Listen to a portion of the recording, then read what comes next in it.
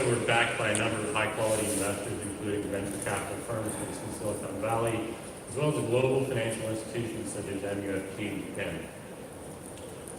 A little bit about Coinbase's institutional business. Now, most people know Coinbase for our consumer offering, Coinbase.com, or our iOS app, or Coinbase Pro, or GDAX.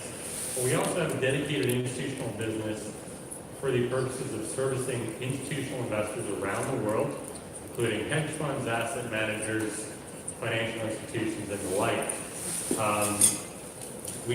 For those people, we are the most liquid trading venue for fiat versus crypto pairs. We're also the largest crypto custodian in the world. And our offering is underpinned by 3 flagship products. Prime, which is a prime brokerage for crypto. Coinbase Markets, which is the back-end exchange which powers all the different products inside Coinbase from a liquidity standpoint. And then Coinbase Custody, which is our dedicated cold storage as a service qualified custodian. And then just a little bit about me. I actually spent most of my career in Asia prior to joining Coinbase about a year ago, doing equity derivative sales in Hong Kong and Tokyo.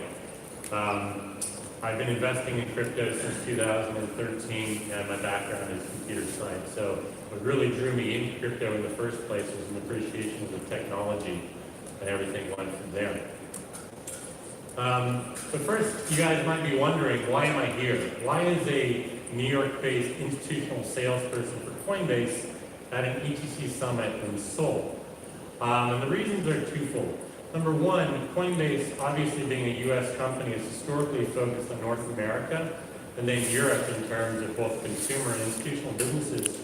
And now it's obvious that as we expand globally, we need to start to look at Asia very carefully.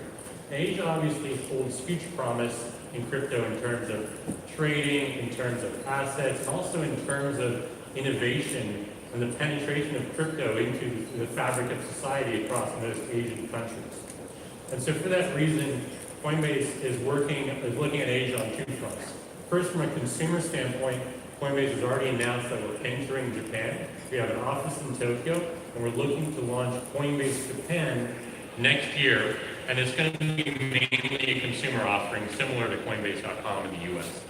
But at the same time, we're also pursuing the institutional opportunities in Asia. That's what I'm heading up, and this is going to be to serve institutional investors across the region. The second reason I'm here is with regard to ETC, Ethereum Classic. As most of you know, Coinbase recently listed Ethereum Classic across all our platforms, and for the first time, putting Ethereum Classic in the hands of many retail investors, particularly in the US, that otherwise wouldn't have an easy means of purchasing Ethereum Classic, because they're not necessarily as crypto savvy as many of the investors that trade on other exchanges. So we think we've put Ethereum Classic into brand new investor pool, created new liquidity. I also wanted to use Ethereum Classic as an example to highlight the way Coinbase thinks about adding new assets to the platform. And I think Coinbase differs from many other crypto exchanges out there in that we don't have as many assets, and we think about things a little bit differently. So given the large number of retail investors that Coinbase serves, we have a very high bar when it comes to thinking about what assets we want to put on the platform. We have internally what's called the Digital Asset Committee, which is a small group of people that make decisions about what assets we want to put on the platform. When they make those decisions, they announce those decisions both internally and externally at the same time to reduce the possibility of information leakage or trading ahead of any of these decisions. The other thing we have, which guys are thinking here, is a framework called the Digital Asset Framework, which is effectively a rubric for how we think about what does quality mean in the context of a crypto asset. This includes things like, obviously, quality of the team, the technology, and the security underlying the crypto asset, but also things like marketplace adoption, and also the legal and regulatory status of that asset.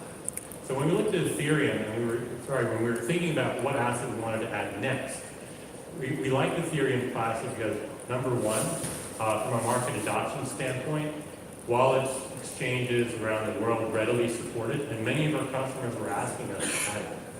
The second thing is, from a regulatory compliance standpoint, since the SEC came out a few months ago and said that Ethereum is not a security, it gave us comfort to know that Ethereum Classic is also not a security, and therefore would be low risk to add from a compliance standpoint. And last but not least, adding Ethereum Classic to the platform from an engineering perspective was relatively easy. This is again somewhere a point where we differ from some of our exchange competitors in the sense that because Coinbase prizes safety and security of the customer asset above all else, when we add a new asset to the platform, there's quite a laborious engineering process involved, not only in terms of hooking it into the blockchain, but also in terms of hooking it into hot wallet and or cold storage, inside which 98% of all customer assets are held, in order to make sure that once that asset is on the platform, it is incredibly safe and secure from top to bottom. And so when we looked at Ethereum Classic, again, because we already support Ethereum, all of those engineering challenges were made relatively easier. So that was hopefully some insight into how we think about adding assets to the platform and why we chose Ethereum Classic to be the 5th asset on the platform now. We've already announced that we're considering many more assets, and please look for us to be making announcements about that over the coming months. So switching gears a little bit here, what I came to talk about today is some of the trends we're observing mainly in the US and Europe in terms of institutional adoption. And I believe that many of these trends are also playing out here in Asia, or will start to play out. And I'll start out by talking about why institutional participation in the global crypto markets matters. For people like me who come from an institutional trading background, the answer to that might be a little bit obvious, but for other folks, the answer may not be, so I think it's worth touching on. Institutional investors, because they trade and invest for a living, have relatively higher standards about what they expect in terms of quality, in terms of infrastructure, in terms of what constitutes something of value. And so when institutional investors come into the crypto space, it helps validate and show the world that crypto is real, legitimate, and that the biggest players in the world are taking it seriously. So it's a signaling effect. The second thing that institutional investors bring to the crypto space is increased diversity. Like any ecosystem, particularly in trading ecosystems, the more diverse participation you have, the higher quality the ecosystem is. And at the moment, crypto is still very much a retail-led asset class. And we think institutional participation will be there, meaning that when the retail herd decides to buy, institutional investors will be happy to sell, and vice versa. And that helps dampen volatility and creates a healthier marketplace. It also raises the bar from a market conduct standpoint. A lot of the shady behavior that we observe in crypto today is behavior that is anathema to many institutional investors. So as they enter this market, they raise the standards of professional conduct, which is better for everyone. And finally, because institutional investors demand much more in terms of infrastructure, in terms of service, it raises the bar for providers like Coinbase that when we provide an offering or a technology platform to institutional investors, it has to be that much better to meet their standards, which again means it's going to be better for everyone using the same product. So whenever I walk into, say, a hedge fund or an asset manager in New York and talk to them about crypto, one of the first questions I'll ask them is, what's holding you back? Why aren't you already trading crypto? And again, I think a lot of the answers I'm hearing in New York will probably also be heard around cities in Asia. And the first bucket when people talk about why they're not trading crypto is conceptual, right? Maybe they think crypto is a scam, they just don't believe in it. Maybe they think it's really interesting and cool technology, but they can't get their heads around things like the valuation basis. And if you can't think about how to value an asset, you can't think about when is the right time or the right price level to buy or sell that asset.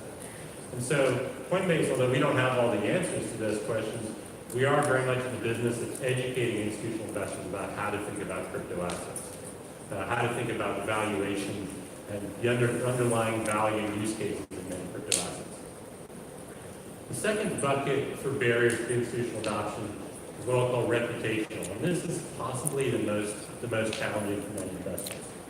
I'll talk to many hedge fund managers who say, look, I love crypto, I'm trading it from my own PA, my own personal account, but I'm not willing to put my fund's money or my investors' money into crypto because I'm worried if something goes wrong, I'll lose my job, or the brand of my firm will be tainted.